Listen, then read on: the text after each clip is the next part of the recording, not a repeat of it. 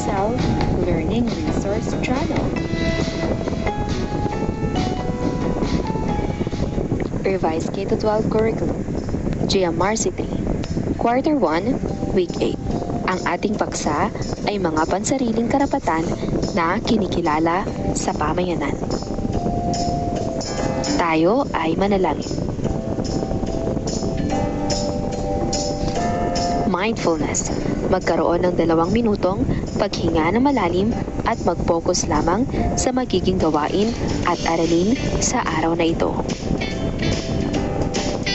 Naalala ba ninyo ang inyong mga karapatang tinatamasa?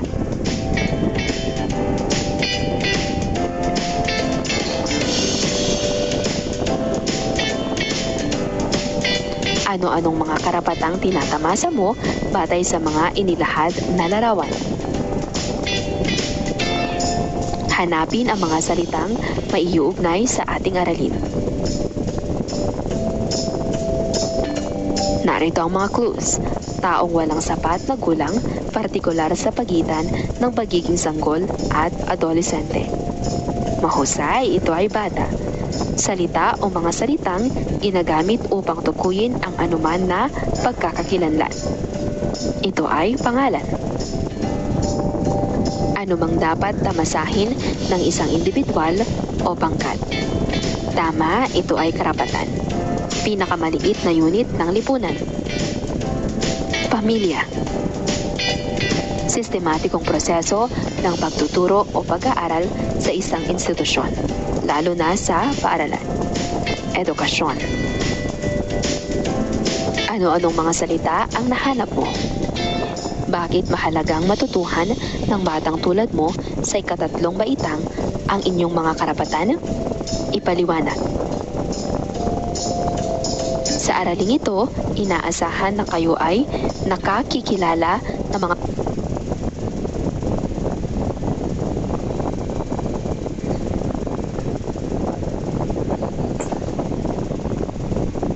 pansariling karapatan na natatamasa ng isang bata sa pamayanan, na ipahahayag na ang mga pansariling karapatan na kinikilala sa pamayanan ay nagtitiyak sa kaligtasan at matiwasay na pamumuhay ng bawat bata.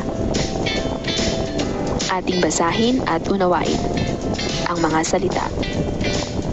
Karapatan. Ito ay tumutukoy sa anumang dapat tamasahin ng isang individual o pangkat. Pangalan ay salita o mga salitang ginagamit upang tukuyin ang anuman na pagkakakilanlan. Pamilya ay pinakamaliit na unit ng lipunan. Edukasyon ay sistematikong proseso ng pagtuturo o pag-aaral sa isang institusyon, lalo na sa paaralan. Para sa gawain bilang isa, pagbasa ng maikling sanaysay. Nais kong matuto.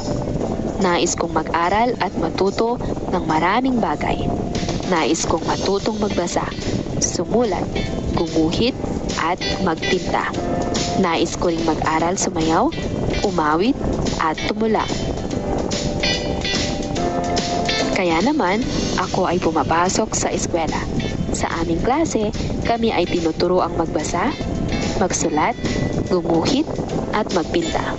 Tinuturuan rin kaming sumayaw, umawit, at tumula.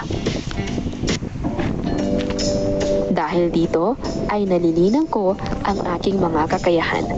Magaling na akong magbasa, magsulat, gumuhit at magpinta. Mahusay na rin akong sumayaw, umawit at tumula. Mabuti na lamang at ako ay nakakapag-aral. Sino ang tinutukoy sa sanaysay? Ano-ano ang nais niyang gawin? Anong karapatan ng mga bata ang tinutukoy sa sanaysay? Paano mo maipakikita ang paggalang sa karapatan ng inyong kapwa-bata? Basahin ang maikling kwento. Ang mga karapatan ni Liz. Si Liz ay isang masayahing bata na may mabuting pamilya na nagmamahal at nag-aalaga sa kanya. binigyan siya ng kanyang mga magulang ng magandang pangalan na nagpapakilala sa kanya sa paaralan at sa komunidad. Sa tulong ng kanyang pamilya, nakakapag-aral siya at natututo ng iba't ibang bagay na makakatulong sa kanyang kinabukasan. Sa paaralan, tinuturuan sila ng kanilang guro tungkol sa kanilang mga karapatan, tulad ng karapatang magkaroon ng pangalan, pamilya, at edukasyon. Alam ni Liz na napakahalaga ng mga ito dahil sa pamamagitan ng edukasyon, matutupad niya ang kanyang mga pangarap at sa pagmamahal ng kanyang pamilya, siya ay lumalaking mabuti at masaya. Tungkol saan ang kwentong inyong binasa? Pansinin ang mga salitang may salangguhit. Ano ang ipinahahayag ng mga karapatan ni Liz at tulad mo ring isang bata? Ipaliwanag. Sa inyong palagay, mahalaga ba na makilala mo ang mga pansariling karapatan na natatamasang isang bata sa pamayanan? Bakit? Karapatang magkaroon ng pamilya at pagmamahal. Ang mga bata ay may karapatan na lumaki sa isang mapagmahal at suportadong pamilya kung saan nararamdaman nila ang pag-aalaga at pagkalinga. Karapatang magkaroon ng edukasyon. Ang bawat bata ay may karapatang makapag-aral at magkaroon ng akses sa dekalidad na edukasyon upang matutunan ang mga kasanayan at kaalaman na magbibigay sa kanila ng magandang kinabukasan. Karapatang magkaroon ng edukasyon. Ang mga karapatang ito ay nakasaad sa United Nations Convention on the Rights of the Child at layuning tiyakin na ang mga bata ay lumalaki sa isang ligtas, makatarungan at maayos na kapaligiran. Sa ating naging talakayan at gawain sa araw na ito, ano ang inyong natutuhan? Maaari ba kayong magbigay ng mga halimbawa ng mga karapatan ng bata na iyong tinatamasa? Patunayan. Mahalaga ba na kilalanin ng pamayanan ang karapatan ng mga batang Pilipino upang matiyak ang kaligtasan at matiwasay na pamumuhay? Ipaliwanag. Gawain bilang isa, lagyan ng check ang bilang kung ito ay nagpapakita ng karapatan ng bata. Isulat ang sagot sa iyong sagutang papel. Pumapasok sa paaralan araw-araw. Nakararanas ng diskriminasyon sa pamayanang kinagalawan. Nakapagbibigay ng sariling pahayag o opinyon. Naglalaro ng malaya at ligtas. Minamahal ng pamilya at pinoprotektahan. Para sa to our lesson in English 3, Quarter 2, Week 6, Day 1. Our topic for today is using discourse marker in procedural text. Before we begin, please don't forget to like, share, and subscribe. Thank you.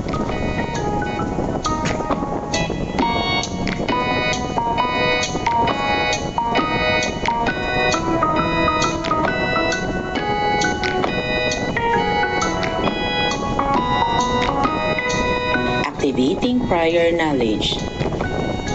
Good morning. I hope you are all doing well. Have you ever tried planting something yourself? What did you try to plant? How did you grow your plants? Great. Later, you will know why I asked you about planting. Lesson purpose intention. In today's lesson, you will learn how to recognize and use common words, recurring words, and simple words related to science in your own sentences. You will also read and understand informational text, note significant details, and identify problem-solution relationships. Lastly, you will work on your own writing skills. You will practice writing clear and organized text that responds to a given topic. So as we go through today's lesson, let us keep these goals in mind.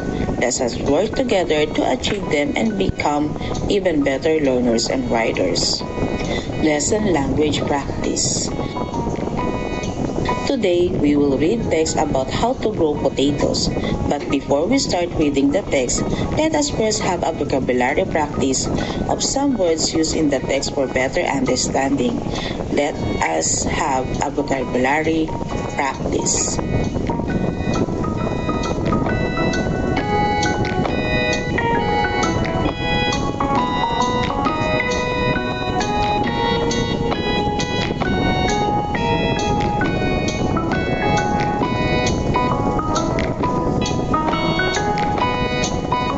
Here is the answer.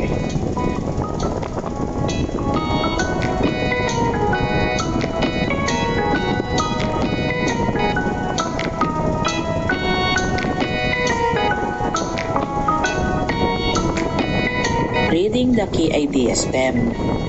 As you read, find out the problem the children encountered with their plants. Think about what might have gone wrong with their plants. Note important details and answer the following question for comprehension.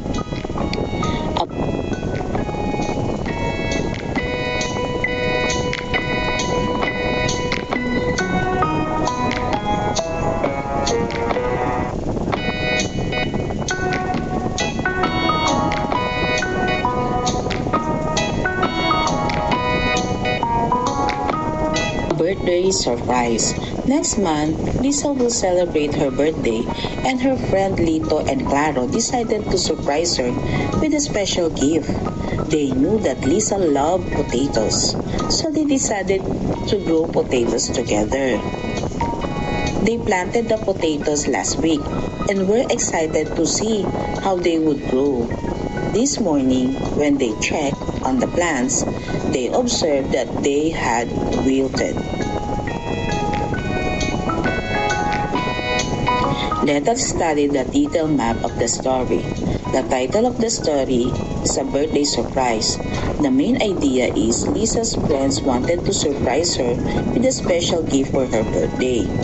Here are the key details. Number 1, next month Lisa will celebrate her birthday.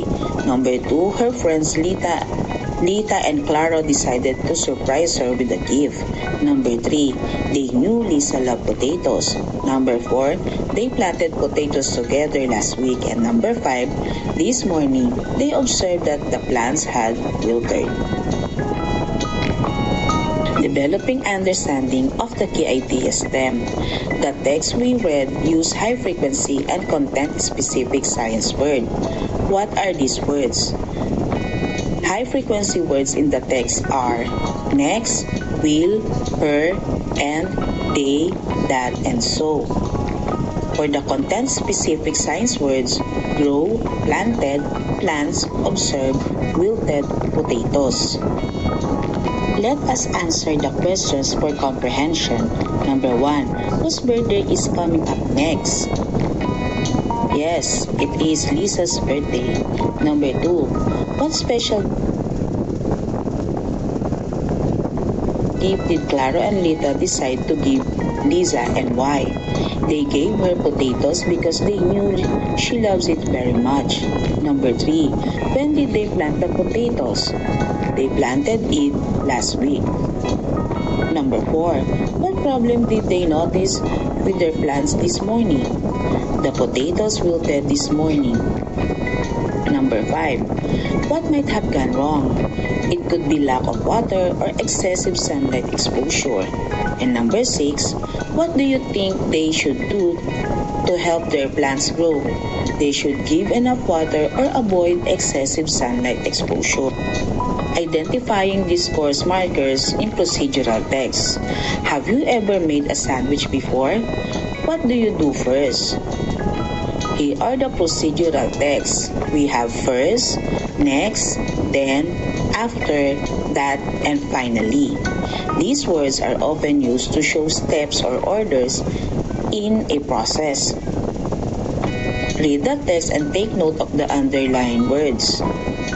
That shows step or orders. How to make banana sandwich. First, get 2 slices of bread. Next, peel the banana.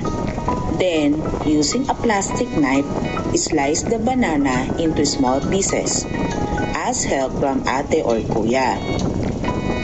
After that, put the banana slices on one slice of the bread. Finally, put the other slice of bread on top and enjoy your sandwich.